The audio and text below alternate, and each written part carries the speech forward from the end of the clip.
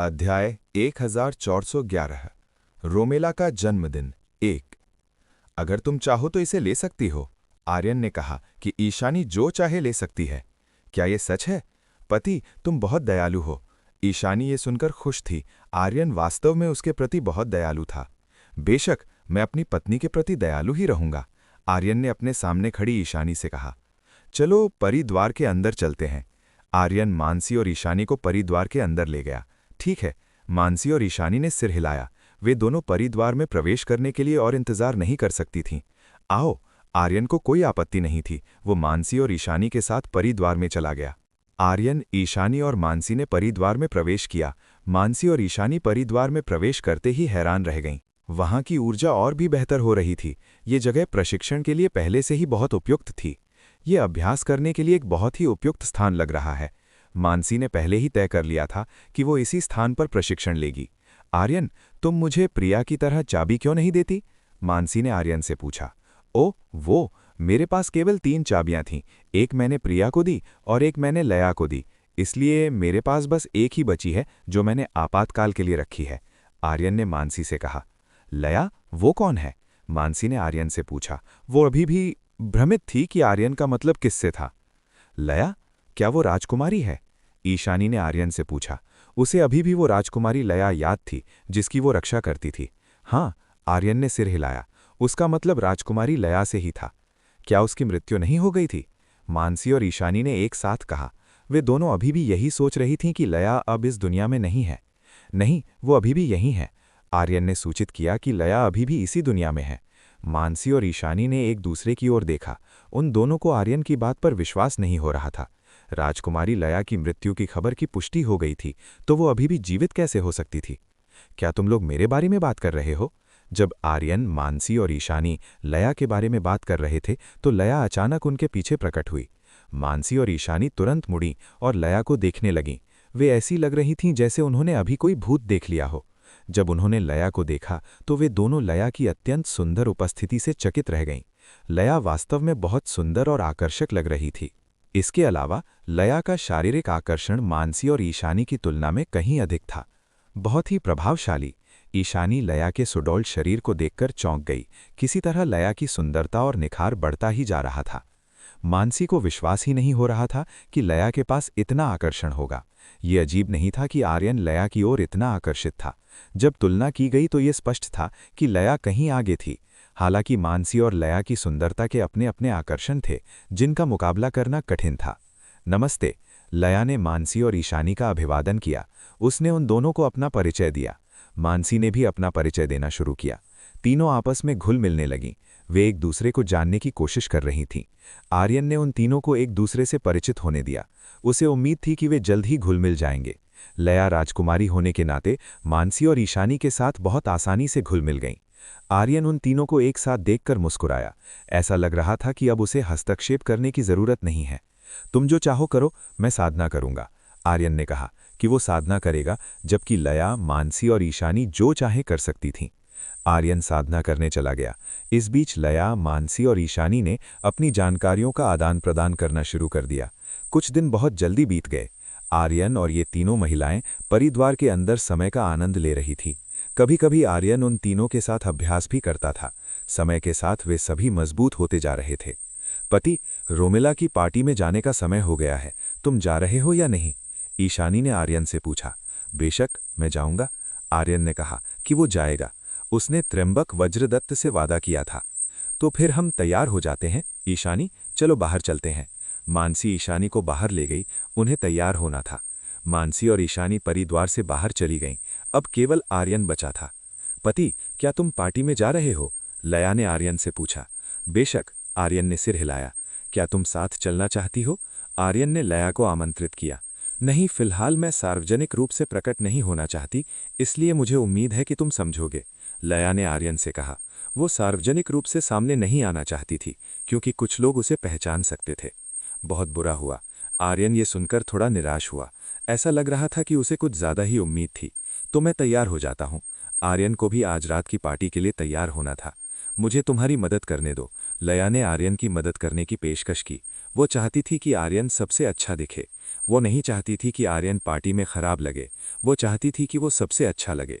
आर्यन ने लया की मदद के लिए मना नहीं किया। इस बीच वज्रदत्त परिवार के बाहर माहौल बहुत व्यस्त लग रहा था। हर कोई रोमिला के जन्मदिन की पार्टी की तैयारी करने लगा था। उन्होंने एक ऐसी पार्टी बनाने के लिए कड़ी मेहनत की जिसे रोमिला कभी नहीं भूल पाएगी। निमंत्रण भी भेजे जा चुके थे। हर कोई जिसका प्रवीण और त्र्यंबक वज्रदत्त के साथ संबंध था, वो इस कार्यक्रम में जरूर आने वाला था। व्हाइट क्लाउड शहर में वज्रदत्त परिवार का काफी प्रभाव था और उनके कई लोगों के साथ संबंध थे। व्हाइट क्लाउड शहर एक बहुत ही रणनीतिक स्थान था, क्योंकि ये 9 इमॉर्टल पीक संप्रदाय के करीब था। इसलिए एक सिटी लॉर्ड के निश्चित रूप से बहुत सारे संबंध होंगे। लोग आने लगे। जो भी आए वे बड़े लोग थे जिनकी संभ्रांत वर्ग के बीच अच्छी प्रतिष्ठा थी। जेड लोटस शिखर की महिला शिष्यां भी आने लगी। उन सभी को रोमिला ने इस कार्यक्रम में शामिल होने के लिए आमंत्रित किया था। सभी महिलाएं ऐसे कपड़े पहने हुए थीं जो काफी सुंदर लग रहे थे। उन्होंने अब जेड लोटस शिखर की वर्दी नहीं पहनी थी, बल्कि औपचारिक कपड़े पहने थे, जिनसे वे और भी सुंदर लग रही थीं। सभी महिलाओं ने अभी भी निकाब पहने हुए थे, जिससे जेड लोटस शिखर की सभी महिलाओं का आकर्षण और बढ़ गया था। यही एक कारण था कि इतने सारे लोग इस स्थान पर आए थे। वे जेड लोटस शिखर से आने वाली सुंदरता को देखना चाहते थे। वहां की महिलाओं की सुंदरता वास्तव में काफी प्रसिद्ध थी। यहाँ तक कि 9 इमॉर्टल पीक संप्रदाय के बाहर के लोग भी इस बारे में जानते थे। लोग जेड लोटस शिखर की महिलाओं के करीब जाने की कोशिश करने लगे। वे अपनी किस्मत आजमा रहे थे कि शायद वे वहां की किसी सुंदर महिला से परिचित हो सकें। अध्याय 1412 रोमिला का जन्मदिन 2। अफसोस की बात है कि चीजें उतनी आसानी से नहीं चली जितनी उन्होंने कल्पना की थी। इस स्थान की सभी सुंदर महिलाओं ने उन्हें अस्वीकार कर दिया। जेड लोटस शिखर की महिला शिष्यों के करीब जाना वास्तव में बहुत कठिन था। उनकी अपनी पसंद थी और सामान्य लोगों के लिए उनसे संपर्क करना बेहद मुश्किल था। ये लोग केवल कड़वाहट का घोंट पीकर धीरे धीरे पीछे हट सकते थे। तभी बड़े प्रभाव वाले लोग आने लगे। वे सभी औपचारिक पोशाक पहने हुए थे जो उन्हें काफी प्रभावशाली बना रही थी। निवेदिता, मानसी, ऐश्वर्या, सुमित्रा और ईशानी पहुंची। वे पांचों अपनी उपस्थिति के कारण बहुत आकर्षक लग रही थीं। ये कहा जा सकता है कि रोमिला के जन्मदिन पर वे काफी चमक रही थी। लोग उनके पास जाने की हिम्मत नहीं कर रहे थे। सभी उन पांचों से दूरी बनाए रखने की कोशिश कर रहे थे। वे निवेदिता से निकलने वाले अत्यंत तीव्र दबाव को महसूस कर सकते थे, इसलिए उन्होंने आगे बढ़ने का साहस नहीं किया। जब निवेदिता आईं तो त्र्यंबक वज्रदत्त ने तुरंत उनका स्वागत किया। उन्होंने निवेदिता और अन्य लोगों का गर्मजोशी से स्वागत किया। जेड लोटस शिखर की प्रभारी और अपनी पोती के गुरु होने के नाते निश्चित रूप से त्र्यंबक वज्रदत्त को निवेदिता के साथ अच्छा व्यवहार करना था। पीक लॉर्ड निवेदिता, आपका स्वागत है। त्र्यंबक वज्रदत्त ने निवेदिता और अन्य लोगों का स्वागत किया। बहुत समय बाद मिलना हुआ सिटी लॉर्ड, निवेदिता ने त्र्यंबक वज्रदत्त से कहा। वो हमेशा की तरह बहुत शांत थीं और उनका स्वर काफी सपाट और भावनाहीन लग रहा था। जाहिर है कि ये व्यवहार अलग था। जब निवेदिता आर्यन से बात करती थीं तो वो काफी कोमल लगती थीं, लेकिन अन्य लोगों के साथ वो बहुत औपचारिक रहती थीं। त्र्यंबक वज्रदत्त के साथ छोटी मोटी बातचीत के बाद निवेदिता मानसी, ईशानी, ऐश्वर्या और सुमित्रा को उस स्थान पर ले गईं जहां जेड लोटस शिखर की शिष्याएं इकट्ठी थीं। कुछ ही क्षणों बाद कई महत्वपूर्ण लोग, उदाहरण के लिए श्रेया, मायरा और जानवी को भी इस पार्टी के निमंत्रण मिले। वे काफी प्रभावशाली थे और वज्रदत्त परिवार से निमंत्रण पाने में सक्षम थे। श्रेया के आने से काफी हलचल मच गई। कुछ लोग अपनी पसंदीदा हस्ती को देखकर काफी खुश थे। मायरा और जानवी ने लोगों से थोड़ी दूरी बनाए रखी। उन्हें उन पुरुषों द्वारा संपर्क किया जाना बिल्कुल पसंद नहीं था जिन्हें वे बिल्कुल नहीं जानती थीं। आर्यन कहाँ है? क्या वो नहीं आ रहा? ऐश्वर्या और सुमित्रा ने आर्यन के ठिकाने के बारे में पूछा कि वो अभी तक क्यों नहीं आया। शायद वो अभी भी तैयार हो रहा है। ईशानी ने कहा कि आर्यन अभी भी तैयार हो रहा है। मैं समझ गई। ऐश्वर्या ने सिर हिलाया। ऐसा लग रहा था कि आर्यन इस जगह आने में थोड़ा लेट होगा। वाह, रोमिला को देखो। कई महिलाओं ने अभी अभी आई रोमिला की ओर इशारा करना शुरू कर दिया। उन्होंने देखा कि रोमिला ने काले रंग की झलक के साथ बैंगनी रंग की पोशाक पहनी थी और ये कहा जा सकता है कि उसने जो पोशाक चुनी थी वो उसके लिए एक आदर्श संयोजन था। रोमिला पहले से थोड़ी अलग दिख रही थी। वो अपनी चुनी हुई पोशाक में सुंदर लग रही थी। कई लोगों ने रोमिला की प्रशंसा की। वे सभी रोमिला की अत्यंत सुंदर आकृति के कायल थे। रोमिला शान से अंदर चली आई। ये उस रोमिला से बहुत अलग थी जिसे उसके करीबी लोग जानते थे। यहाँ तक कि आर्यन को भी विश्वास नहीं होता कि ये वही रोमिला है जिसे वो जानता है। रोमिला उस स्थान पर गई जहां निवेदिता और उसकी सहेलियां थीं। पीक लॉर्ड को प्रणाम। रोमिला ने निवेदिता का अभिवादन किया और इस कार्यक्रम में शामिल होने के लिए उन्हें धन्यवाद दिया। निवेदिता ने सिर हिलाया और उसका अभिवादन स्वीकार किया। रोमिला, तुम इस पोशाक में अधिक परिपक्व लग रही हो। ईशानी ने रोमिला की प्रशंसा की। आपका बहुत बहुत धन्यवाद। रोमिला ने प्रशंसा के लिए ईशानी को धन्यवाद दिया। वाह, देखो लोकेश आ गया है, वो भी यहाँ है। कुछ ही देर में माहौल फिर से शोर शराबे वाला हो गया। 9 इमॉर्टल पीक संप्रदाय का प्रतिभाशाली लोकेश रोमिला के जन्मदिन की पार्टी में आया था।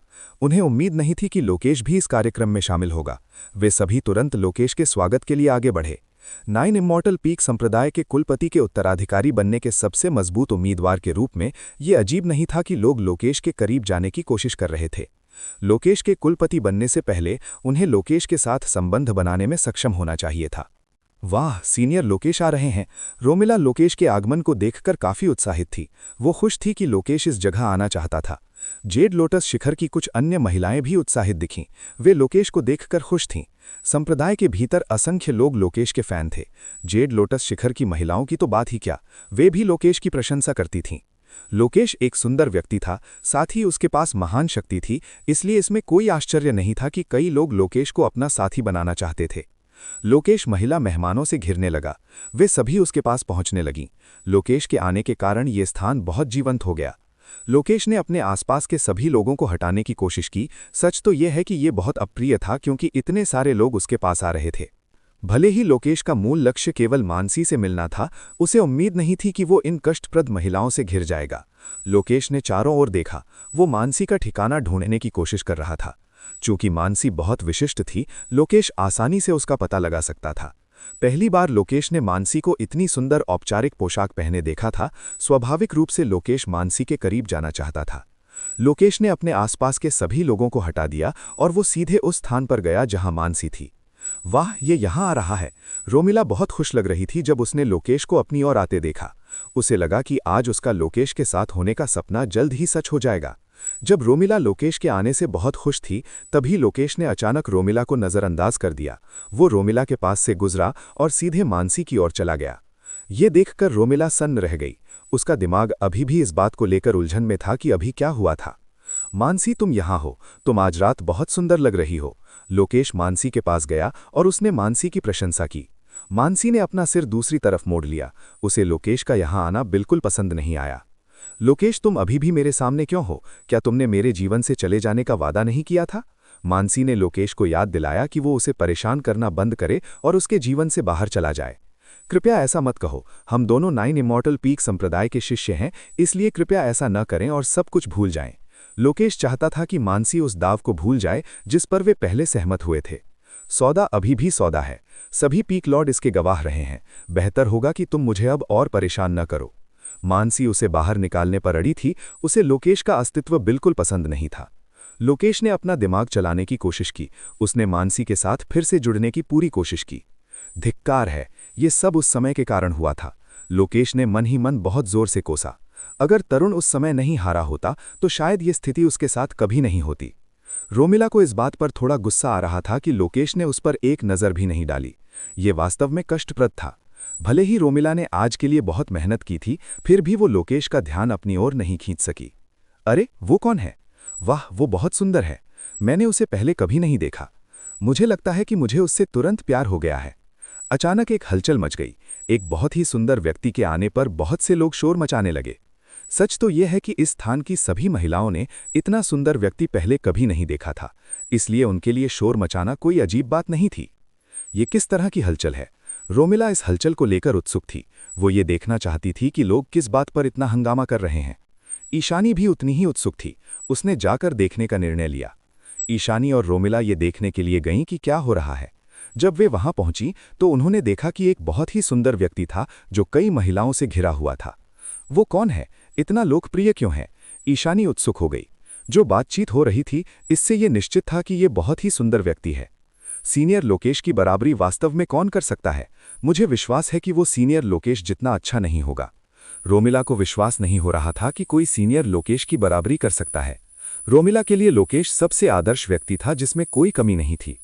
तुम खुद करीब जाकर देख क्यों नहीं लेती? ईशानी ने रोमिला से करीब जाकर बेहतर तरीके से देखने को कहा। ठीक है। रोमिला चली गई। वो करीब आई और उसने करीब से देखा। जब रोमिला करीब आई तो उसने एक बहुत ही सुंदर व्यक्ति देखा। इस व्यक्ति ने काले रंग के प्राचीन कपड़े पहने हुए थे। अध्याय 1413। आर्यन का आगमन जिसने सभी महिलाओं को चौंका दिया। वाह, वो बहुत सुंदर है। वास्तव में वो कौन है? रोमिला वास्तव में उस सुंदर व्यक्ति की ओर आकर्षित हो गई जिसे उसने देखा था। ये व्यक्ति उसकी कल्पना से भी कहीं अधिक सुंदर था। रोमिला सोच में खो गई। उसके सामने ये व्यक्ति इतना सुंदर था कि उसका दिल बहुत तेजी से धड़कने लगा।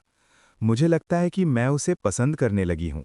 रोमिला इस व्यक्ति को पसंद करने लगी। उसे असाधारण आकर्षण वाला सुंदर पुरुष पसंद है। रोमिला अपने सामने खड़े उस सुंदर व्यक्ति को देखती रही। वो कुछ सपने देख रही थी। ईशानी, तुम्हें इतना समय क्यों लग रहा है? ईशानी पास आई। उसने पूछा कि रोमिला को इतना समय क्यों लगा। ईशानी ने सोचा था कि रोमिला केवल थोड़ी देर के लिए देखेगी। ये नहीं सोचा था कि इसमें इतना समय लगेगा। ईशानी देखो, वो आदमी बहुत सुंदर है। रोमिला ने सामने खड़े सुंदर व्यक्ति की ओर इशारा किया। ईशानी ने देखना शुरू किया कि रोमिला का मतलब किससे था। जब ईशानी ने उस सुंदर व्यक्ति को देखा तो उसे लगा कि ये व्यक्ति जाना पहचाना है। आर्यन? ईशानी बता सकती थी कि ये सुंदर व्यक्ति आर्यन था। ईशानी को उम्मीद नहीं थी कि आर्यन अपना रूप बदलकर इतना सुंदर हो जाएगा। ईशानी को भी ये स्वीकार करना पड़ा कि निवेदिता द्वारा दिए गए कपड़े पहनकर आर्यन एक बहुत ही सुंदर व्यक्ति लग रहा था। ये कोई अजीब बात नहीं थी कि रोमिला ने आर्यन को एक सुंदर व्यक्ति के रूप में देखा। जाहिर तौर पर आर्यन ने अब वो अजीब दिखने वाला रूप नहीं पहना था। ये निश्चित रूप से उन लोगों को चौंका देगा जिन्होंने पहले आर्यन को देखा था। वे निश्चित रूप से आर्यन को देखकर दंग रह जाएंगे, जो एक साधारण दिखने वाले व्यक्ति से बहुत मजबूत आकर्षण वाले सुंदर पुरुष में बदल गया था। जैसे जैसे हलचल बढ़ती गई, लोग देखने लगे कि क्या हो रहा है। यहाँ तक कि निवेदिता और मानसी ने भी देखा कि क्या हो रहा था। मानसी ने आर्यन को देखा, जो इस समय बहुत सुंदर लग रहा था। मानसी को उम्मीद नहीं थी कि आर्यन और भी अधिक सुंदर हो जाएगा। मानसी को आर्यन का असली रूप देखे काफी समय हो गया था। अब वो भी आर्यन को देखकर हैरान थी, जो और भी अधिक सुंदर होता जा रहा था। वो अपना असली रूप क्यों दिखा रहा है? ये एक बड़ी समस्या होगी। मानसी को लगा कि ये काफी बड़ी समस्या होगी। आर्यन का रूप वास्तव में एक महिला के लिए काफी खतरनाक था। आर्यन का आकर्षण मजबूत हो रहा था, इसीलिए कई महिलाएं उसके जाल में गिर जाएंगी। वो पहनावा, क्या वो आर्यन है? निवेदिता तुरंत आर्यन की पहचान बता सकती थी, क्योंकि आर्यन ने जो कपड़े पहने थे वो उसे निवेदिता ने ही उपहार में दिए थे। निवेदिता को उम्मीद नहीं थी कि आर्यन उसके द्वारा दिए गए कपड़ों को पहनकर इतना बदल जाएगा। ये निवेदिता के लिए काफी चौंकाने वाला था। अगर ध्यान से देखें तो वो काफी सुंदर भी है। निवेदिता को लगा कि आर्यन काफी सुंदर था। आर्यन सबसे सुंदर व्यक्ति था जिसे निवेदिता ने कभी देखा था। एक मिनट रुको, मैं क्या सोच रही हूँ? निवेदिता को उम्मीद नहीं थी कि वो ऐसी कोई बात कहेगी। सच कहूं तो निवेदिता ने कभी किसी पुरुष के बारे में ऐसा नहीं सोचा था। ये पहली बार था जब निवेदिता ने ऐसा कुछ सोचा था। विपरीत लिंग के बारे में ऐसी बातें सोचना काफी शर्मनाक था। निवेदिता जैसी महिला के लिए ये काफी संकोच वाली बात थी। आर्यन का आकर्षण और भी मजबूत होता जा रहा था। यहाँ तक कि निवेदिता जैसी महिला भी आर्यन के आकर्षण का विरोध नहीं कर पा रही थी। आर्यन आज रात बहुत सुंदर लग रहा है। ऐश्वर्या ने सोचा कि आज रात आर्यन बहुत सुंदर और आकर्षक है। वो सच में एक जादूगर है। सुमित्रा ने पहले ही आर्यन को महिलाओं का दुश्मन मान लिया था। वो इस दुनिया में महिलाओं की स्वाभाविक शत्रु थी। जेड लोटस शिखर की महिलाएं भी तुरंत आर्यन की ओर आकर्षित हो गईं। उन्होंने एक ऐसा व्यक्ति देखा जो उनके द्वारा देखे गए सभी पुरुषों की तुलना में कहीं अधिक सुंदर था। यदि आर्यन की तुलना इस समय लोकेश से की जाए तो स्पष्ट रूप से उनके बीच जमीन आसमान का अंतर था। आर्यन लोकेश के स्तर से बहुत ऊपर था। मुझे ऐसा क्यों लग रहा है कि वो कोई अजनबी नहीं है? जानवी को लगा कि उसके सामने खड़ा ये सुंदर व्यक्ति उसके लिए अजनबी नहीं है। तुम बिल्कुल सही कह रही हो, मुझे भी वो जाना पहचाना लग रहा है। मायरा ने भी जानवी की तरह ही महसूस किया। उसे उस सुंदर व्यक्ति से जान पहचान महसूस हुई जो अभी अभी आया था। अब तक जानवी और मायरा को ये एहसास नहीं हुआ था कि उनके सामने खड़ा व्यक्ति आर्यन है, जो उनका पति है। अगर उन्हें पता चलता तो शायद वो चौंक जातीं। आर्यन ने कभी भी जानवी और मायरा को अपना असली रूप नहीं दिखाया था, इसीलिए ये अजीब नहीं था कि उन्होंने इस बात पर ध्यान नहीं दिया कि वो आर्यन था। ये व्यक्ति आर्यन इस समय बड़ी मुसीबत में था। वो अनगिनत महिलाओं से घिरा हुआ था। इस स्थिति ने आर्यन के लिए थोड़ी मुश्किल पैदा कर दी। आर्यन को इन महिलाओं के जाल से बचना मुश्किल हो रहा था। साथ ही वे आर्यन को काफी तीखी नजरों से देख रही थी। मिस, क्या आप कृपया शांत हो सकती हैं और मुझे जाने दे सकती हैं? आर्यन ने स्थान पर मौजूद महिलाओं से विनम्रतापूर्वक पूछने की कोशिश की। आर्यन को इसके लिए अपने आकर्षण का उपयोग करना पड़ा। बेशक, आर्यन की सच्ची प्रार्थना देखकर सभी महिलाओं ने आर्यन को रास्ता देने का फैसला किया। रास्ता मिलने के बाद आर्यन तुरंत उस दिशा में चल दिया जहां रोमिला और ईशानी थीं। ईशानी, वो हमारी तरफ आ रहा है। रोमिला एक्साइटेड थी जब उसने आर्यन को अपनी तरफ देखा।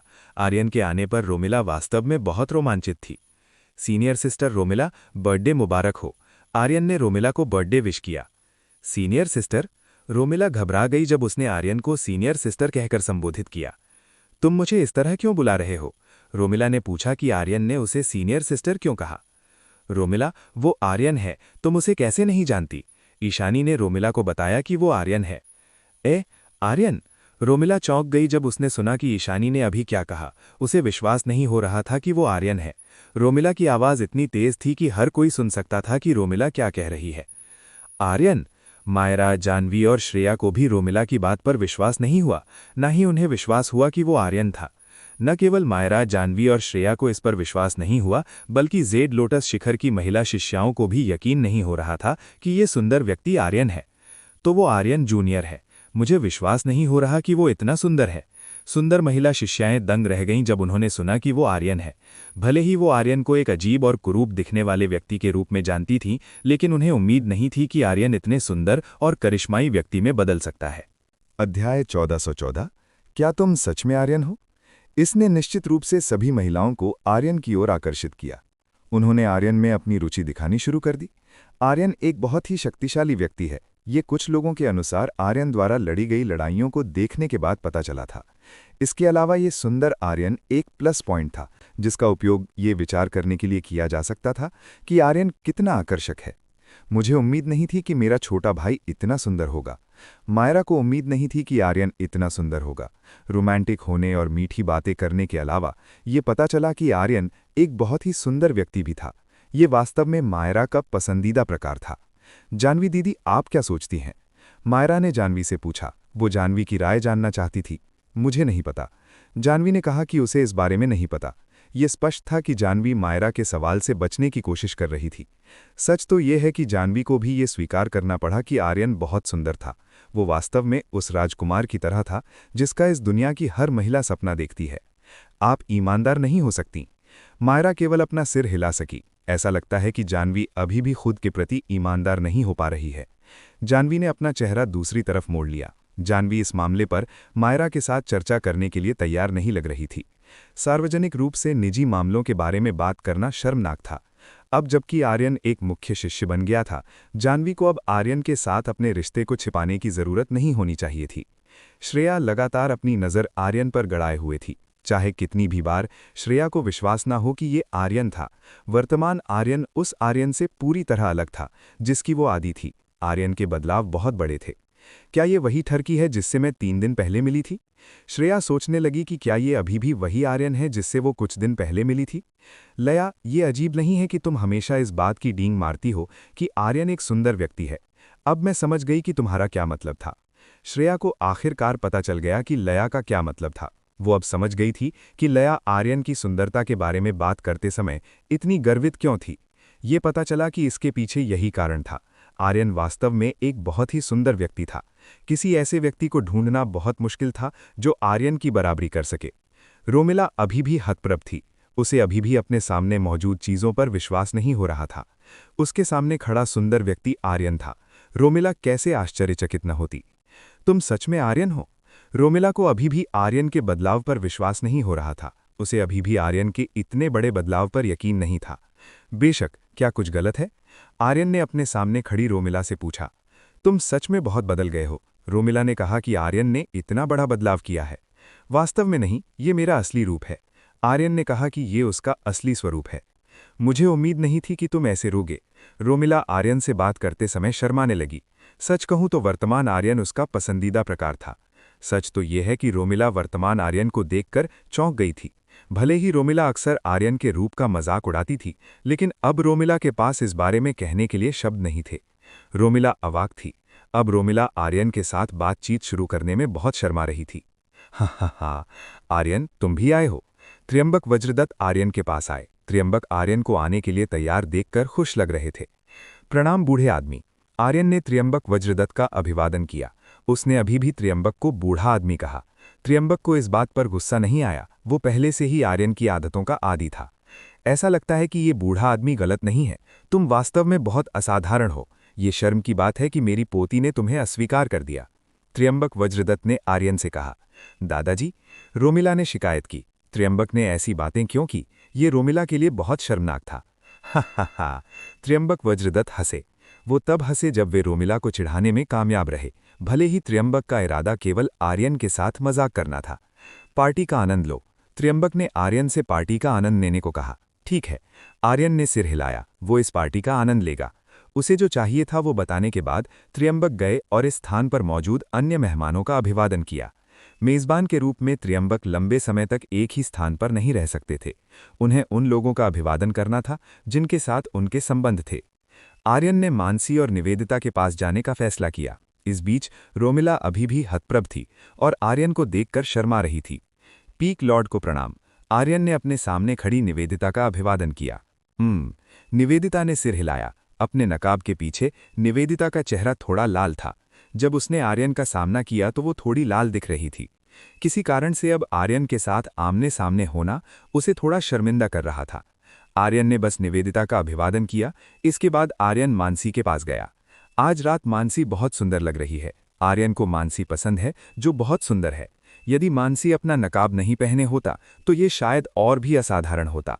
मानसी निश्चित रूप से बहुत सुंदर लगती। मानसी दीदी। आर्यन मानसी के पास गया। उसने मानसी का गर्मजोशी से अभिवादन किया। क्या बात है? मानसी ने आर्यन को उत्तर दिया। किसी तरह मानसी आर्यन को नजरअंदाज नहीं कर सकती थीं।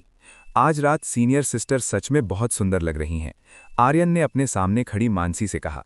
जैसे ही आर्यन ने मानसी की प्रशंसा की, आर्यन को पीछे से एक जानलेवा नज़र महसूस हुई। ये जानलेवा नज़र बेहद शक्तिशाली थी। आर्यन ने इस नज़र की दिशा देखी।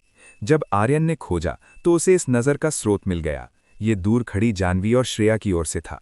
वे दोनों आर्यन को भयानक नज़रों से देख रही थीं। शायद वे आर्यन के किए पर जल रही थीं।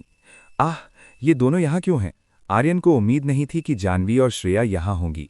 साथ ही मायरा भी यहाँ थी। जब मायरा ने आर्यन को देखा तो वो केवल मुस्कुराई। वो मुस्कुराई और आर्यन को कुछ कामुक इशारे किए। मायरा और भी अधिक मोहक हो गई। वो भीड़ में आर्यन को छेड़ने के लिए और भी ज्यादा साहसी हो गई थी। फिलहाल आर्यन जाह्नवी और श्रेया के शत्रुतापूर्ण नज़रों को नज़रअंदाज करेगा। वो अपने सामने खड़ी मानसी पर ध्यान देगा। मानसी आर्यन की प्रशंसा सुनकर थोड़ी शर्मा गई। मानसी के लिए आर्यन के मीठे शब्दों का विरोध करना मुश्किल था। उसे आर्यन के मीठे शब्दों का विरोध करने में कठिनाई हो रही थी। धन्यवाद। मानसी प्रशंसा के लिए आर्यन को केवल धन्यवाद ही कह सकती थी। क्या? ये दृश्य देखकर लोकेश पूरी तरह से दंग रह गया। अभी अभी मानसी ने आर्यन की प्रशंसा करने पर आभार व्यक्त किया था। अगर ये लोकेश होता तो मानसी निश्चित रूप से तुरंत उसे दूर भगा देती और खुद को एक ठंडा स्वर देती। लेकिन अब मानसी ने आर्यन के साथ ऐसा नहीं किया। अध्याय 14-15 रोमिला को जन्मदिन का उपहार 1। आर्यन और मानसी आपस में बातचीत करने लगे। साथ में गपशप करते समय वे दोनों बहुत करीब लग रहे थे। लोकेश जो कुछ भी हुआ था उससे चिढ़ने लगा। जब उसने अपने प्यार को किसी और के करीब देखा तो उसे वास्तव में बहुत जलन हुई। संभल कर रहना। लोकेश ने इसे स्वीकार नहीं किया। उसका इरादा आर्यन के लिए मुसीबत खड़ी करने का था। मानसी को लगा कि कुछ गलत है। वह आर्यन के सामने ऐसी क्यों होती जा रही है? आर्यन, तुम्हारी मंगेतर बगल में है। अगर तुम ऐसे ही रहोगे तो वो जल जाएगी। मानसी ने आर्यन से कहा कि ऐश्वर्या उन्हें बगल से देख रही थी। मानसी दीदी को चिंता करने की जरूरत नहीं है। मुझे विश्वास है कि ऐश्वर्या समझ सकती है। इससे पहले कि आर्यन अपनी बात पूरी कर पाता, मानसी ने उसे टोक दिया। बेहतर होगा कि तुम जाओ और उसे देखो। मानसी ने आर्यन को जाने के लिए कहा। अगर ये छोटा शैतान उसके पास बना रहा तो मानसी इसे बर्दाश्त नहीं कर पाएगी। ठीक है, ठीक है। आर्यन ने अब और मानसी को उकसाने की हिम्मत नहीं की। मानसी उससे नाराज दिख रही थी। आर्यन तुरंत वहां से चला गया। वह खुद ऐश्वर्या और सुमित्रा के पास गया। प्रिय ऐश्वर्या, तुम आज रात बहुत सुंदर लग रही हो। क्या तुम आज रात मेरे साथ रहना चाहती हो? आर्यन ने ऐश्वर्या की कमर को एक हाथ से पकड़ते हुए कहा। ऐश्वर्या, मुसीबत खड़ी मत करो, हम अभी पार्टी में हैं। ऐश्वर्या ने आर्यन से कहा कि वह हंगामा ना करे। तो क्या हुआ अगर हम अभी पार्टी में हैं? अगर मैं चाहूं तो मैं अपनी प्रिय ऐश्वर्या के साथ रहूंगा, आर्यन ने ऐश्वर्या से कहा। आर्यन को इसकी परवाह नहीं थी कि वे अभी पार्टी में थे। वह अपनी मर्जी से काम करने में खुश था। ऐश्वर्या ने बगल में देखा। वह सुमित्रा से मदद मांगने की कोशिश कर रही थी। ऐश्वर्या को उम्मीद थी कि सुमित्रा उसे इस मुसीबत से बाहर निकलने में मदद कर सकती है। सुमित्रा ने केवल अपना सिर हिलाया। वह ऐश्वर्या की मदद नहीं कर सकी। सच तो यह है कि आर्यन से निपटना मुश्किल था। अगर सुमित्रा हस्तक्षेप करती तो वह खुद मुसीबत में पड़ सकती थी। ऐश्वर्या, ऐसा लगता है कि ये बेकार होगा, सुमित्रा तुम्हारी मदद नहीं करेगी, आर्यन ने ऐश्वर्या से कहा। आर्यन बहुत आश्वस्त था। उसे पक्का विश्वास था कि सुमित्रा ऐश्वर्या की मदद करने की हिम्मत नहीं करेगी। तुम मुझे फिर से परेशान कर रही हो, ऐश्वर्या ने आर्यन से शिकायत की। इस दुनिया में केवल मैं ही तुम्हें परेशान कर सकता हूं, आर्यन ने कहा। तुम दुष्ट हो, ऐश्वर्या ने कहा कि आर्यन कितना मतलबी है, वह उसके साथ ऐसा कैसे कर सकता है। आर्यन, लगता है तुम मजे कर रहे हो। जानवी और मायरा पास आईं। दोनों ने आर्यन पर नजर डालने का फैसला किया। जानवी आर्यन द्वारा किए जा रहे काम से नाखुश थी। जब उसने आर्यन को ऐश्वर्या को प्यार से पकड़े हुए देखा तो उसे अच्छा नहीं लगा। ऐश्वर्या ने जानवी द्वारा दिए गए अवसर का लाभ उठाया। वह आर्यन से दूर भागने में सफल रही। नमस्ते एल्डर जानवी, आर्यन ने जानवी का अभिवादन किया। क्योंकि वे पार्टी में थे, इसलिए आर्यन ने थोड़ा औपचारिक होने की कोशिश की। जानवी ने ठंडे स्वर में सांस ली। वह अभी भी पहले जैसी ही सख्त थी। आर्यन ने बस अपना सिर हिलाया। ऐसा लगता है कि अगली बार उसे जानवी को अपनी ताकत का एहसास कराना होगा। छोटे भाई, तुम आज रात बहुत सुंदर लग रहे हो। जानवी के रवैये के विपरीत मायरा बहुत खुली लग रही थी। उसने आर्यन के सुंदर रूप की प्रशंसा की। तुम भी सुंदर हो, आर्यन ने अपने सामने खड़ी मायरा से कहा। आज रात मायरा बहुत मोहक लग रही है। उसने काले रंग की पोशाक पहनी है जो उसे बहुत सेक्सी बना रही है। फू। मायरा आर्यन की प्रशंसा सुनकर हंसी। वह बहुत खुश थी। आर्यन ने माहौल को हल्का करने की कोशिश की और जानवी के करीब जाने का प्रयास किया। आर्यन के सूक्ष्म दृष्टिकोण से जानवी ने आखिरकार उसे जाने दिया। जेड लोटस शिखर की कई महिला शिष्याएं आर्यन के पास आईं। वे सभी आर्यन का ध्यान खींचने की कोशिश करने लगीं। अब जब कुछ महिलाओं का रवैया बदलने लगा था तो वे आर्यन के साथ व्यवहार करते समय नर्म होने लगी थीं। आर्यन बहुत मिलनसार था। वह सभी महिलाओं के प्रति मैत्रीपूर्ण था जिन्होंने उसके करीब आने की कोशिश की। आर्यन को महिलाओं की स्थिति की परवाह नहीं थी। जब तक वे अच्छा व्यवहार करती थीं तब तक आर्यन उनके साथ अच्छा व्यवहार करता था। इस स्थान के सभी पुरुष आर्यन को देख रहे थे। वे सभी सुंदरियां आर्यन को दिए जा रहे ध्यान से नाखुश थे। सच तो ये है कि वे सभी आर्यन से जल रहे थे। सभी सुंदरियां आर्यन का बहुत ख्याल रख रही थीं। ये कुछ ऐसा था जिसका सभी कोई केवल अपने सपनों में ही सपना देख सकता था। यहाँ तक कि आर्यन के आने पर लोकेश की लोकप्रियता भी तुरंत खत्म हो गई थी। रोमिला भी आर्यन के करीब जाने की कोशिश कर रही थी। वह आर्यन के प्रति आकर्षित लग रही थी जो बहुत सुंदर हो गया था। जब सब गपशप कर रहे थे तभी अचानक एक संगीत वाद्ययंत्र की बहुत सुखद आवाज आई। कोई बहुत सुंदर बांसुरी बजा रहा था। ये श्रेया। आर्यन तुरंत बता सकता था कि ये श्रेया द्वारा बजाया गया संगीत था। श्रेया वास्तव में बांसुरी बजा रही थी। श्रेया का वादन बहुत अच्छा था। हर कोई उसके द्वारा संगीत का आनंद ले सकता था। इस स्थान पर मौजूद हर कोई मौन हो गया और श्रेया के संगीत को सुनने लगा। संगीत के बाद अब लोगों के लिए रोमिला को उपहार सौंपने का समय था। एक एक करके सभी ने रोमिला के लिए चुने गए उपहार देने शुरू किए। रोमिला ने अपने करीबियों द्वारा दिए गए सभी उपहार स्वीकार किए। निवेदिता, मानसी, ईशानी, ऐश्वर्या, सुमित्रा, मायरा, जानवी और श्रेया ने भी अपने उपहार दिए। उन्होंने रोमिला को मूल्यवान उपहार दिए। रोमिला आभारी थी। छोटी बहन रोमिला, ये तुम्हारे लिए एक उपहार है। थोड़ी देर बाद आखिरकार लोकेश की बारी आई। लोकेश ने एक डिब्बा दिखाया जिसमें औषधीय जड़ी बूटियां रखी थीं। उसने उसे खोला और रोमिला को डिब्बे की सामग्री दिखाई। वाह! सभी डिब्बे की सामग्री को देखने लगे। उन्होंने देखा कि उसके अंदर रक्तलाल जिनसेंग यानी ब्लड रेड जिनसेंग था। रक्तलाल जिनसेंग एक ऐसी औषधि थी जो किसी के युद्ध के उत्साह को बढ़ा सकती थी। ये रोमिला जैसे अग्नि तत्व उपयोगकर्ता के लिए एकदम सही थी। ये एक ऐसी वस्तु थी जिसे प्राप्त करना काफी कठिन था और इसका मूल्य काफी ऊंचा था। लोकेश को अपना संग्रह निकालना पड़ा। इस तरह वो त्र्यंबक, वज्रदत्त और प्रवीण के साथ अच्छे संबंध बना सकता था। लोकेश के लिए सिटी लॉर्ड के साथ संबंध बनाना जरूरी था ताकि वह आसानी से संप्रदाय के कुलपति का पद सुनिश्चित कर सके। व्हाइट क्लाउड सिटी की स्थिति काफी रणनीतिक थी। ये 9 इमॉर्टल पीक संप्रदाय के सबसे करीब था, इसलिए सिटी लॉर्ड के साथ अच्छे संबंध रखना एक अच्छी बात थी। अध्याय 1416 रोमिला को जन्मदिन का उपहार दो। ये पता चला कि लोकेश के इरादे कुछ और ही थे। वो रोमिला को उपहार देने में ईमानदार नहीं था। आपका बहुत बहुत धन्यवाद। रोमिला ने लोकेश का उपहार स्वीकार किया। वो लोकेश द्वारा दी गई वस्तु से बहुत खुश थी। रोमिला को इस बात का जरा भी अंदाजा नहीं था कि लोकेश का ये उपहार देने के पीछे कोई और मकसद था। ये स्वीकार करना होगा कि लोकेश का उपहार अब तक का सबसे अच्छा था। इस स्थान पर शायद ही कोई ऐसा व्यक्ति था जो लोकेश जैसा कुछ करने में सक्षम हो। अब आर्यन की बारी थी। आर्यन गया और उसने रोमिला को उपहार दिया। रोमिला इस बात को लेकर उत्सुक थी कि आर्यन उसे क्या उपहार देगा। सीनियर सिस्टर रोमिला, मैं केवल वही दे सकता हूं जो बहुत मूल्यवान नहीं है। मुझे आशा है कि आप इसे स्वीकार करेंगी। आर्यन ने कहा कि वो रोमिला को कुछ बहुत अच्छा नहीं दे सका। तुम बहुत गरीब हो। लोकेश ने आर्यन का अपमान किया। उसने आर्यन का मजाक उड़ाया कि वो इतना गरीब है कि एक अच्छा उपहार तक नहीं दे सकता। लोकेश की आवाज इतनी तेज थी कि वहां मौजूद हर कोई उसे सुन सकता था। ये आदमी, इसकी हिम्मत कैसे हुई छोटे भाई का अपमान करने की? मायरा असंतुष्ट थी जब उसने किसी को आर्यन को गरीब कहकर अपमानित सुना। इस स्थान पर शायद केवल मायरा ही वो व्यक्ति थी जो जानती थी कि आर्यन कितना अमीर था। आर्यन के पास अगाध संपत्ति थी। आर्यन ने जो व्यवसाय स्थापित किया था वो बहुत तेजी से फैला था। अब ये व्यवसाय गॉड रियल्म के सभी कोनों में फैल चुका था। यदि मायरा को बोलने की अनुमति दी जाती तो वो ये निष्कर्ष निकाल सकती थी कि आर्यन इस स्थान पर सबसे अमीर व्यक्ति था। आर्यन लोकेश की बात सुनकर बस मुस्कुराया। उसने लोकेश की बातों को दिल पर नहीं लिया। लोकेश आर्यन द्वारा उसे नजरअंदाज किए जाने पर और भी अधिक चिढ़ गया। लोकेश के मन में पहले से ही आर्यन के प्रति द्वेष था, क्योंकि इसी व्यक्ति के कारण मानसी उससे दूर रही थी।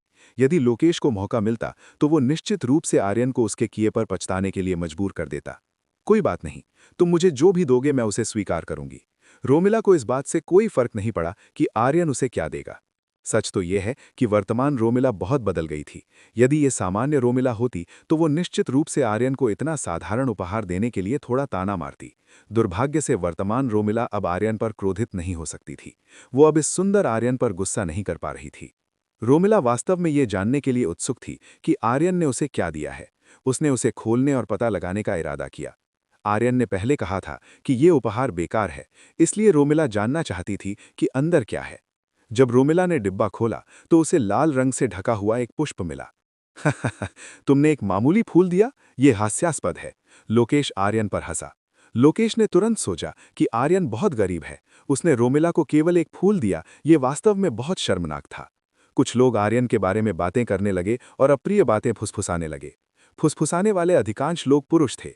उन्हें आर्यन पसंद नहीं था, इसलिए जब लोकेश ने आर्यन को नीचा दिखाया तो वे भी उसके साथ हो लिए।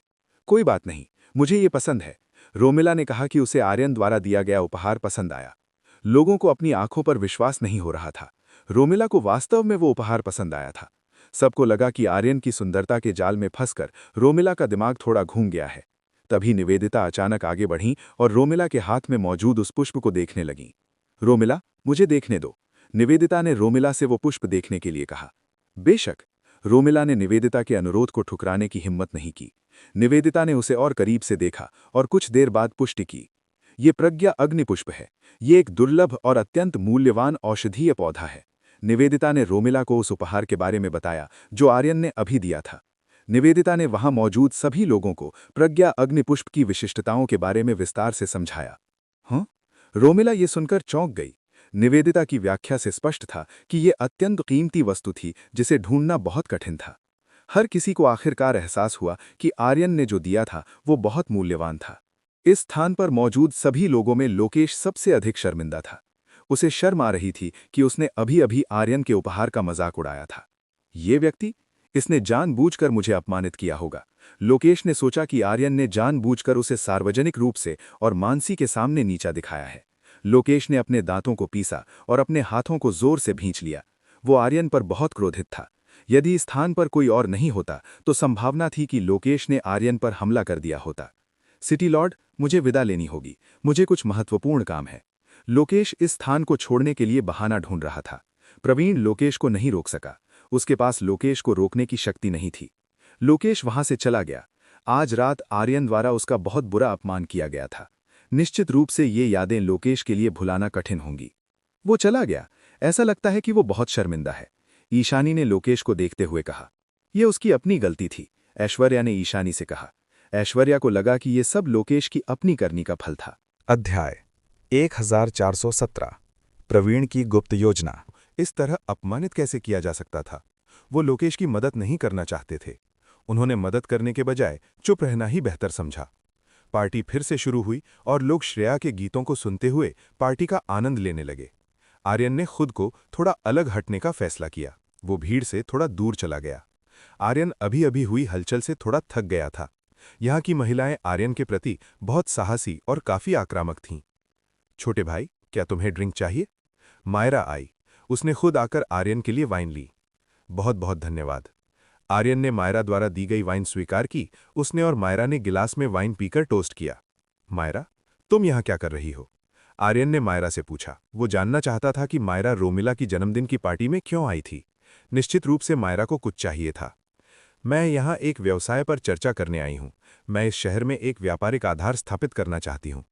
मायरा ने आर्यन को इस स्थान पर आने के उद्देश्य के बारे में बताया। मायरा सुरेश से संपर्क करना चाहती थी। इसका उद्देश्य काम को आसान बनाना था। तो ये तुम्हारा लक्ष्य है? आर्यन अब समझ गया। वो इस स्थान पर मायरा के आने के उद्देश्य को जान गया था। तुमने यहाँ आने का फैसला क्यों किया? क्या शाही राजधानी में कुछ हो रहा है? आर्यन ने मायरा से पूछा। सच कहूं तो शाही राजधानी में कुछ हो रहा है। शेष राजकुमारों के बीच सत्ता संघर्ष चल रहा है। इस लड़ाई में फंसना बहुत कष्टप्रद होगा। मायरा ने व्यापारिक मुख्यालय को इस शहर में स्थानांतरित करने का कारण बताया। राजधानी मुसीबत में थी। क्राउन प्रिंस के पद के लिए बहुत हलचल थी। ये एक अराजकता होगी जो आर्यन के व्यवसाय को प्रभावित करेगी। आर्यन ने सिर हिलाया। मायरा का स्थानांतरित होने का निर्णय स्वीकार्य था। अमर आकाश साम्राज्य के भीतर सत्ता के मामलों में दखल देना अच्छा नहीं है। तुम्हें जो भी चाहिए हो करो। अगर तुम्हें कोई समस्या हो तो तुम मुझसे संपर्क कर सकती हो और मुझसे मदद मांग सकती हो। आर्यन मायरा द्वारा किए जाने वाले हर काम का समर्थन करेगा जब तक मायरा का निर्णय सार्थक है। पति, बहुत बहुत धन्यवाद। मायरा खुश लग रही थी। ऐसा लग रहा था कि आर्यन का उस पर भरोसा बहुत अधिक है। आर्यन ने अपना हाथ मायरा की कमर की ओर बढ़ाया और उसे अपनी ओर खींचा। आज रात तुम बहुत मोहक लग रही हो। क्या तुम मेरे साथ खेलना चाहती हो? आर्यन ने मायरा से कहा। मायरा निश्चित रूप से जानती थी कि आर्यन क्या चाहता है। उसे आर्यन के साथ ऐसा करने में कोई आपत्ति नहीं थी, लेकिन मायरा के पास अभी भी बहुत सारा काम था। पिछली बार जब आर्यन ने कुछ दिनों तक मायरा के साथ समय बिताया था तो उस क्षेत्र में आर्यन की ताकत इतनी मजबूत थी कि उसने लगभग मायरा को बिस्तर से उठने में असमर्थ बना दिया था। पति, नहीं, मुझे अभी भी व्यवसाय के बारे में बात करनी है। मायरा ने आर्यन के प्रस्ताव को ठुकरा दिया। बहुत बुरा हुआ, फिर किसी और समय। आर्यन ने मायरा को मजबूर नहीं किया। वो उसकी व्यस्तता को समझ सकता था। मायरा को बहुत राहत महसूस हुई जब आर्यन ने उसे जाने दिया। पति, ऐसा लगता है कि कोई तुमसे बात करना चाहता है। मैं पहले चलती हूँ। मायरा ने अचानक आर्यन से विदा ली। मायरा आर्यन को छोड़कर चली गई। मायरा के जाने के बाद रोमिला आर्यन के पास आई। दरअसल मायरा इसलिए चली गई क्योंकि रोमिला आई थी। उसने आर्यन और रोमिला के लिए अकेले रहने की जगह बनाने का फैसला किया। आर्यन, तुम इस जगह पर क्यों हो? क्या तुम पार्टी का आनंद नहीं ले रहे हो? रोमिला ने पूछा। वो जानना चाहती थी कि आर्यन बाहर क्यों है। कुछ नहीं, मैं बस खुली हवा का आनंद ले रहा हूं, आर्यन ने कहा। आर्यन, वो रोमिला कुछ कहना चाहती थी पर वो कहने में शर्मा रही थी। तुम इतनी हकला क्यों रही हो? बताओ तुम्हें क्या चाहिए? आर्यन ने पूछा। उसके लिए मुझे खेद है। अतीत में मैंने तुम्हारे साथ जो भी व्यवहार किया उसके लिए मैं माफी मांगती हूं। रोमिला ने अतीत में की गई सभी गलतियों के लिए माफी मांगी। रोमिला बहुत दोषी महसूस कर रही थी क्योंकि उसने कई बार आर्यन का मजाक उड़ाया था। माफी मांगने की कोई जरूरत नहीं है। आर्यन ने रोमिला से कहा कि वो अब इस मामले के बारे में माफी ना मांगे। रोमिला ने सिर हिलाया। वो खुश थी कि आर्यन ने उसे माफ कर दिया। उसके बाद रोमिला ने आर्यन को उसके द्वारा दिए गए उपहार के लिए धन्यवाद दिया। आर्यन का उपहार रोमिला के लिए बहुत मूल्यवान था। जब आर्यन रोमिला से बात कर रहा था तो उसने दूर एक काली परछाई देखी। आर्यन की आंखें बहुत तेज थीं, इसलिए उसे एहसास हुआ कि कोई अभी अभी चुपके से निकला है। आर्यन, क्या हुआ? रोमिला ने पूछा। आर्यन का चेहरा अचानक संगीन क्यों हो गया? मैंने अभी किसी की परछाई देखी। वो कौन है? रोमिला ने सीधे आर्यन से पूछा। उसे वो परछाई बिल्कुल नहीं दिखी थी। मैं जाकर देखता हूं। आर्यन ने कहा कि वो उस आकृति को देखेगा जो अभी गुजरी है। मेरे आने का इंतजार करो। रोमिला आना चाहती थी। वो उस आकृति के बारे में उत्सुक थी। सबसे महत्वपूर्ण बात यह है कि मुझे परेशान मत करना, आर्यन ने रोमिला से कहा। ठीक है, मैं समझ गई। रोमिला समझ गई वो अपना सर्वश्रेष्ठ प्रयास करेगी। आर्यन ने सिर हिलाया। वो रोमिला को उस आकृति का पीछा करने के लिए ले गया जिसे उसने अभी देखा था। आर्यन ने दुश्मन के ठिकाने का पता लगाने के लिए दिव्य आंखें, गॉड आइज का उपयोग किया, जिससे वो सामने वाले दुश्मन की आकृति देख सकता था। ये दुश्मन की आकृति जानी पहचानी लग रही थी। आर्यन को लगा कि वो इस व्यक्ति से मिल चुका है। कुछ देर तक इस व्यक्ति को देखने के बाद वो व्यक्ति आखिरकार रुक गया। वो व्यक्ति शहर के बाहर चला गया था। अब वे जंगल के एक बहुत अंधेरे हिस्से में थे। वो काली आकृति एक लबादा पहने हुए किसी व्यक्ति से मिली। जो दूसरी आकृति दिखाई दी वो भी काफी रहस्यमयी थी। आर्यन सोचने लगा कि ये व्यक्ति ऐसी जगह क्यों गया। वो निश्चित रूप से वज्रदत्त परिवार के आमंत्रित मेहमानों में से एक था। ये कौन है? मैं उन्हें स्पष्ट रूप से नहीं देख पा रही हूं। रोमिला सामने की आकृति को नहीं देख पा रही थी। यहाँ बहुत अंधेरा था और पेड़ों से भरा था। श्श, मोर मत करो, चलो सुनते हैं कि वो क्या बात कर रहे हैं। आर्यन ने रोमिला से आवाज न करने को कहा। वो उनकी बातचीत सुनना चाहता था। रोमिला ने तुरंत अपना मुंह बंद कर लिया। प्रवीण, कैसा चल रहा है? क्या सब ठीक चल रहा है? रहस्यमयी आकृति ने प्रवीण से पूछा। ये पता चला कि आर्यन ने अभी जो काली परछाई देखी थी वो प्रवीण ही था। सब कुछ योजना के अनुसार है। मैंने वैसा ही किया है जैसा आपने आदेश दिया था। जल्द ही सभी आपके साथी होंगे, प्रवीण ने रहस्यमयी आकृति से कहा। अध्याय 1418 प्रखर। क्या तुम वास्तव में निश्चित हो? रहस्यमय व्यक्ति ने प्रवीण से पूछा। बेशक, मैं पूरी तरह से आश्वस्त हूं। मैंने आपके 12 दिए गए विश किट के बीज जन्मदिन के केक में डाल दिए हैं। जब हर कोई उन्हें खाएगा तो वे हमारे कठपुतली बन जाएंगे, प्रवीण ने रहस्यमय व्यक्ति से कहा। प्रवीण ने पहले ही केक में विश किट के बीज डाल दिए थे। जब सबने केक खाया तो वे अब नियंत्रित किए जाने की स्थिति में थे। बहुत अच्छा, तब मैं उन सभी को नियंत्रित कर सकता हूं, रहस्यमय व्यक्ति ने प्रवीण से कहा। रहस्यमय व्यक्ति ये सुनकर प्रसन्न लग रहा था। ऐसा लग रहा था कि उनकी योजना पूरी होने वाली है। तो चलिए अभी चलते हैं, इस शहर पर नियंत्रण करने का समय आ गया है। प्रवीण ने रहस्यमय व्यक्ति को अभी सुरेश के परिवार की ओर चलने के लिए आमंत्रित किया। प्रवीण और रहस्यमय व्यक्ति चले गए। वे सुरेश के परिवार की दिशा में बढ़ गए। रोमिला, क्या जन्मदिन का केक बांट दिया गया है? आर्यन ने रोमिला से पूछा। बेशक, केक पहले ही सभी को बांट दिया गया है। उससे पहले मैं तुम्हें भी केक खाने के लिए आमंत्रित करना चाहती थी, रोमिला ने आर्यन से कहा। रोमिला ने बताया कि केक सभी को बांट दिया गया है और उन्हें अब तक केक खा लेना चाहिए था। ये बुरा है। आर्यन को लगा कि ये एक बहुत ही जटिल मामला होगा। आर्यन, उनकी बातचीत का मतलब क्या है? मैं इसे स्पष्ट रूप से नहीं सुन पा रही हूं, रोमिला ने उन दोनों के बीच हुई बातचीत के बारे में पूछा। आर्यन ने रोमिला को समझाना शुरू किया। उसने संक्षेप में बताया कि वे दोनों अभी क्या बात कर रहे थे। क्या? रोमिला को अपनी बात पर विश्वास नहीं हुआ। प्रवीण की इस बार बहुत बुरी योजना थी। आर्यन, हमें जल्दी वापस जाना चाहिए और सबको सचेत करना चाहिए, रोमिला ने आर्यन को जल्दी वापस चलने को कहा। वे प्रवीण की योजना को सुचारू रूप से सफल नहीं होने दे सकते थे। ऐसा लगता है कि बहुत देर हो चुकी है, हम उन्हें सचेत नहीं कर पाएंगे। आर्यन ने कहा कि वे पार्टी में लोगों को चेतावनी नहीं दे पाएंगे। जो रोमिला ने अभी कहा था उसके अनुसार हर किसी ने दिया गया केक खा लिया होगा। अब पार्टी में हर किसी के शरीर में विश किट प्रत्यारोपित हो चुके थे। तो फिर हमें क्या करना चाहिए? रोमिला ने पूछा कि वर्तमान स्थिति में उन्हें क्या करना चाहिए। अब पहले वापस चलते हैं, हम पहले स्थिति देखेंगे। आर्यन ने रोमिला को वापस चलने के लिए आमंत्रित किया। पहले उन्हें स्थिति देखनी थी। यदि स्थिति अनुमति देती है तो वे दुश्मन के खिलाफ कार्रवाई कर सकते हैं। आर्यन दुश्मन को खत्म करने के लिए कार्रवाई कर सकता था। दुश्मन को हराने का यही एकमात्र सबसे तेज तरीका था।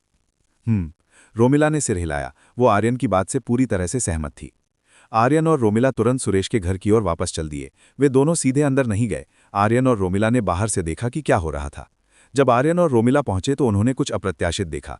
अनगिनत लोग इस समय फर्श पर कमजोरी से लेटे हुए थे। वे बेहोश लग रहे थे और काफी खराब स्थिति में थे। वे ऐसे लग रहे हैं जैसे उन्हें जहर दिया गया हो। रोमिला ने देखा कि ये लोग दवाओं से प्रभावित लग रहे थे। नहीं, वे विष किट हैं। ये उन्हें उनकी शक्ति खोने पर मजबूर कर देता है, आर्यन ने रोमिला से कहा। आर्यन ने रोमिला को बताया कि उनकी ऊर्जा उनके शरीर के भीतर के विष किट द्वारा सोखी जा रही थी। क्या वे ठीक हो जाएंगे? रोमिला चिंतित दिख रही थी। उसने देखा कि गार्ड और मेहमान अच्छी स्थिति में नहीं थे। यहां तक कि उसके दादा त्र्यंबक और पिता सुरेश भी अच्छी स्थिति में नहीं थे। वे छाती के हिस्से को पकड़कर जमीन पर घुटनों के बल बैठे थे। वे ठीक हो जाएंगे। मैं उन विष किट का पता लगाऊंगा जो इन लोगों के शरीर के अंदर हैं। आर्यन प्रखर द्वारा उपयोग किए गए विष किट के बारे में जानना चाहता था। आर्यन ने स्थान के चारों ओर देखा। जब आर्यन ने चारों ओर देखा तो उसे निवेदिता, मानसी, ईशानी, ऐश्वर्या, सुमित्रा, मायरा, जानवी और श्रेया का कोई पता नहीं चला। वे मेहमानों की भीड़ में नहीं थे। वे कहाँ गए? आर्यन सोचने लगा कि वे सब कहाँ हैं। वे स्थान के आसपास क्यों नहीं थे? क्या वे पहले ही पार्टी छोड़कर चले गए थे? मास्टर, आप इन लोगों पर ध्यान केंद्रित करें। ऐसा लगता है कि वे खतरे में हैं, अवनी ने आर्यन को ध्यान केंद्रित करने को कहा। ऐसा लगता है कि इन लोगों के शरीर पर लगे विष किट बहुत खतरनाक हैं। मैं पता लगाऊंगा। आर्यन ने अपनी ईश्वरीय आंखों का उपयोग किया ताकि वो मेहमानों के शरीर के अंदर के विष किट का पता लगा सके। सुरेश, त्र्यंबक, सब खत्म हो गया है। अब तुम लोग मेरे नियंत्रण में हो, प्रवीण ने हंसते हुए कहा। वे सुरेश और त्र्यंबक को असहाय स्थिति में देखकर खुश था। प्रवीण, तुम कितने बेशर्म इंसान हो। तुम ऐसा सब कुछ कैसे कर सकते हो? सुरेश ने बड़े चिड़चिड़ेपन से कहा। वे प्रवीण के प्रति आक्रोश महसूस कर रहा था। यह आप पर निर्भर करता है कि आप क्या कहना चाहते हैं, लेकिन इसके बाद मैं एक नया सिटी लॉर्ड ढूंढ लूंगा। प्रवीण को इस बात की बिल्कुल परवाह नहीं थी कि क्या हुआ। उसे सुरेश और त्र्यंबक द्वारा दी गई गालियों की कोई परवाह नहीं थी। तो शुरू से ही तुम इस शहर पर राज करना चाहते थे। मैं तुम पर नजर न रखने के कारण बहुत लापरवाह था। मुझे रोमिला की चेतावनी सुननी चाहिए थी। सुरेश को रोमिला की चेतावनी न सुनने पर पछतावा हुआ। यदि सुरेश ने रोमिला की चेतावनी सुनी होती तो ये सब कभी नहीं होता। तो तुम्हारी बेटी को एहसास हो गया कि क्या हुआ? बहुत बुरा हुआ कि बहुत देर हो चुकी है। तुम सब मेरे नियंत्रण में हो। अगर तुम जिंदा रहना चाहते हो तो तुम्हें मेरे आदेशों का पालन होगा। प्रवीण ने उस स्थान पर मौजूद सभी लोगों से कहा। हम कभी पालन नहीं करेंगे। लोगों ने प्रवीण की बात मानने से इनकार कर दिया। प्रखर, आपको उन सभी को विष किट के बारे में समझाना चाहिए जो आपने उन्हें दिए हैं। उन्हें उन परिणामों के बारे में पता लगने दें जो उन्हें भुगतने होंगे। प्रवीण ने उस रहस्यमय व्यक्ति को मेहमानों के शरीर में मौजूद विष किट की ताकत दिखाने का आदेश दिया। उस व्यक्ति का नाम प्रखर था। वो एक अत्यंत महान विष किट विशेषज्ञ था। बेहतर होगा कि तुम मेरे आदेशों का पालन करो। यदि तुम मेरे आदेशों की अवज्ञा करने का साहस करते हो तो तुम्हारे शरीर के विष किट फट जाएंगे और तुम्हारे शरीर को टुकड़ों में कुचल देंगे। प्रखर ने उस स्थान पर मौजूद सभी लोगों को अपने आदेशों का पालन करने को कहा, अन्यथा प्रखर उनके शरीर के अंदर रहने वाले विष किट को उड़ा देगा। प्रखर की बात सुनकर लोग डर गए। उन्हें डर था कि उसने जो कहा वो सच हो जाएगा। वे प्रवीण के आदेशों का पालन नहीं करना चाहते थे, लेकिन इनकार करने का मतलब था एक दर्दनाक मौत। लोग अपनी जान गंवाना नहीं चाहते थे। हा, प्रवीण ने हंसा। ऐसा लगता है कि प्रखर की धमकी ने सभी के मन में खौफ पैदा कर दिया था। अध्याय 1419 विष किट रानी से छुटकारा। इस तरह प्रवीण स्थान पर मौजूद सभी लोगों को आसानी से नियंत्रित कर सकता था। वो अपनी इच्छानुसार सभी पर शासन कर सकता था। हम सफल हुए। अब हमने इस शहर के सभी लोगों को नियंत्रित कर लिया है। उनका मिशन पूरा हो गया था। उन्होंने अब शहर के भीतर और बाहर सभी को अपने वश में कर लिया था। पार्टी में शामिल होने वाले सभी प्रभावशाली थे। उनके पास कई खजाने और संबंध थे। जब तक प्रवीण उन सभी को नियंत्रित कर सकता था, तब तक प्रवीण का भविष्य बहुत उज्जवल था। तुम लोग बेशर्म हो, त्र्यंबक वज्रदत्त बहुत जोर से चिल्लाया। ये दो लोग कितने निर्लज हैं। हा। प्रवीण त्र्यंबक की बात सुनकर बस हंसा। वो उनकी बेबसी पर हंस रहा था। आर्यन, अब क्या होगा?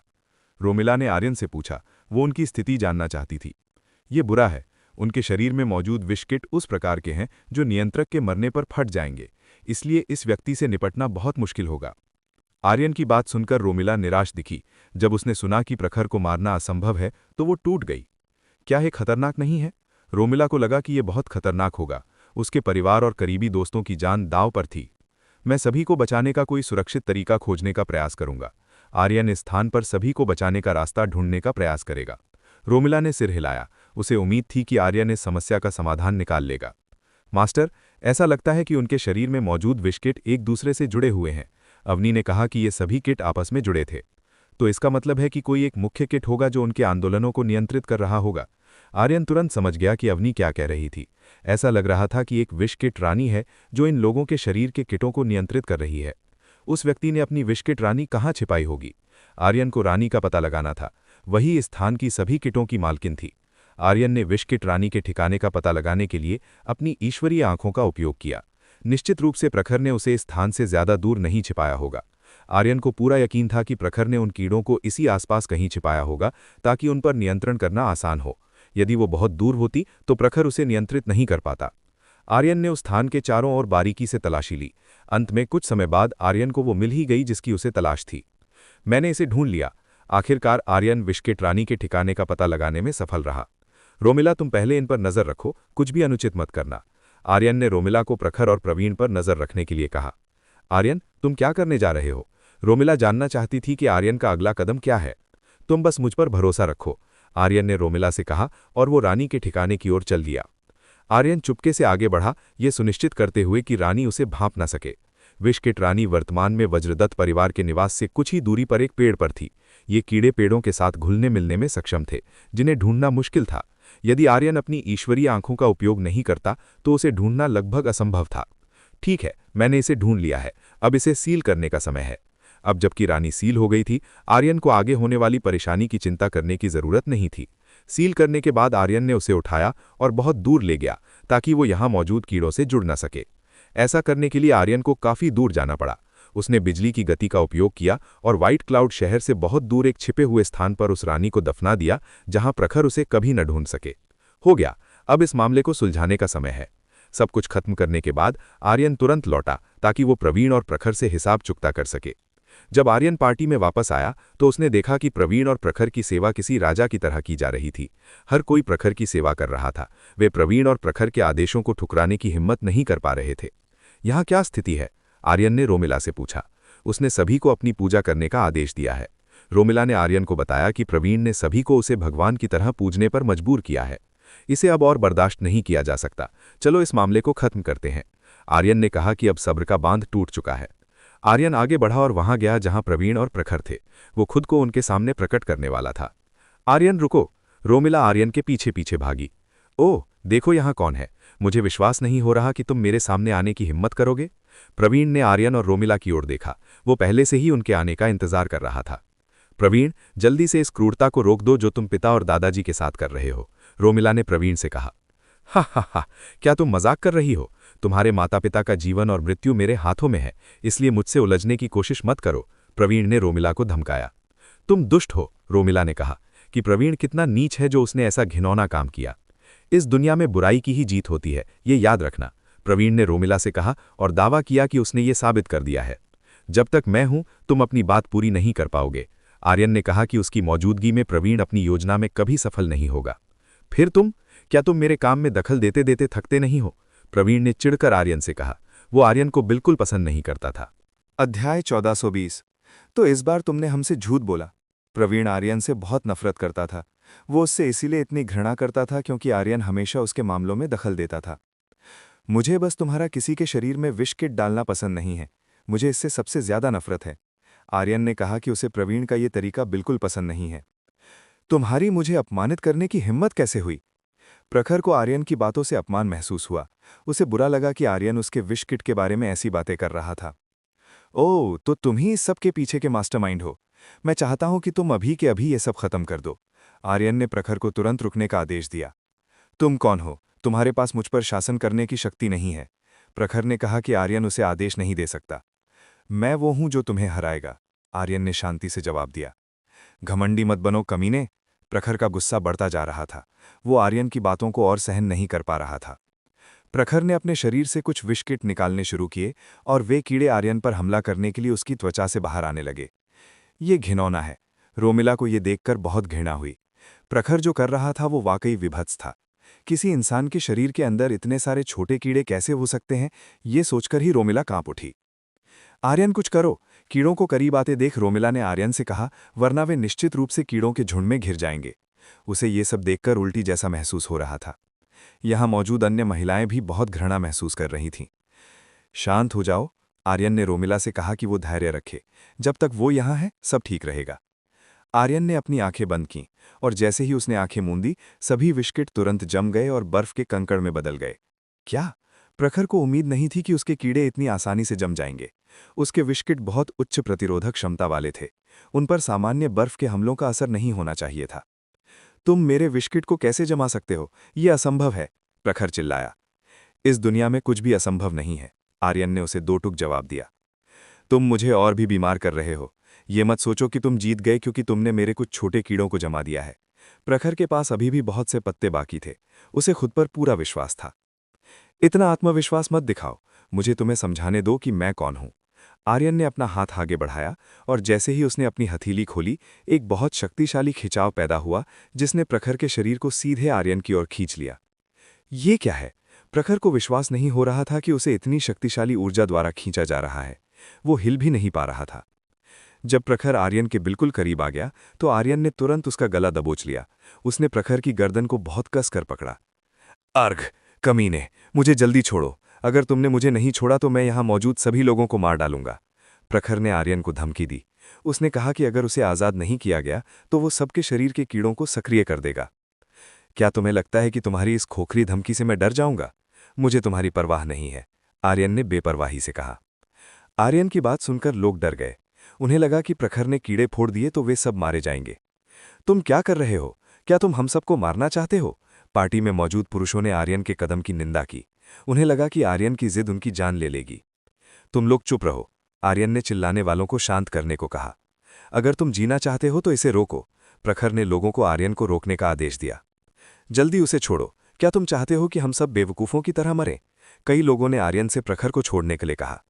आर्यन ने उनकी चेतावनियों को अनसुना कर दिया। उसने प्रखर की आंखों में देखकर कहा, मैंने तुमसे पहले ही कहा था कि मैं तुम्हारी धमकियों से नहीं डरता। तुम सिर्फ डींगे हाँक रहे हो। डींगे हाँक रहे हो? तुम्हारी मुझे चुनौती देने की हिम्मत? देखो, अब मैं इन्हें उड़ा दूंगा। प्रखर गुस्से से पागल हो गया। करके दिखाओ, आर्यन ने उसे चुनौती दी। इसे ध्यान से देखो। प्रखर ने इनमें से एक व्यक्ति के शरीर के कीड़े को धमाके से उड़ाने का प्रयास किया। नहीं, लोग चीखने लगे। उन्हें लगा कि अब उनकी मौत निश्चित है। कुछ ने डर के मारे अपनी आंखें बंद कर लीं। माहौल एकदम शांत हो गया। वहां कोई धमाका नहीं हुआ, ना ही किसी की जान गई। ये शांति देखकर सब हैरान रह गए। ये क्या हुआ? प्रखर खुद उलझन में था कि वो धमाका क्यों नहीं कर पाया। क्यों? क्या तुम धमाका नहीं करना चाहते? आर्यन ने व्यंग्य से पूछा। आर्यन एक कुटिल मुस्कान के साथ खड़ा था। उसने पहले ही विषकिट रानी को सील कर दिया था, जिससे प्रखर का संपर्क उसके कीड़ों से टूट चुका था। कमीने, तुम पाह! इससे पहले कि प्रखर कुछ कह पाता, आर्यन ने उसके चेहरे पर एक जोरदार तमाचा मारा। चलो, जल्दी करो जो तुम कह रहे थे। क्या तुम इतनी देर से बस झूठ बोल रहे थे? आर्यन लगातार प्रखर को थप्पड़ मारता रहा। कमीने, तुम देख लेना, प्रखर दहाड़ा। आर्यन ने उसके अहंकार को कुचलने के लिए मुक्कों और थप्पड़ों की बरसात कर दी। उसने प्रखर का चेहरा तब तक सुजा दिया जब तक कि वो लहूलुहान नहीं हो गया। इसके बाद आर्यन ने उसे सबके सामने फर्श पर फेंक दिया। प्रखर दर्द से फर्श पर तड़पने लगा। तो तुम इतनी देर से हमसे झूठ बोल रहे थे? अब लोग जो डर के मारे सहमे हुए थे, प्रखर की ओर बढ़ने लगे। उन्होंने अपना सारा गुस्सा उस पर निकालना शुरू कर दिया, जिसने उन्हें धमकाया था और उनसे बेतुके काम करवाए थे।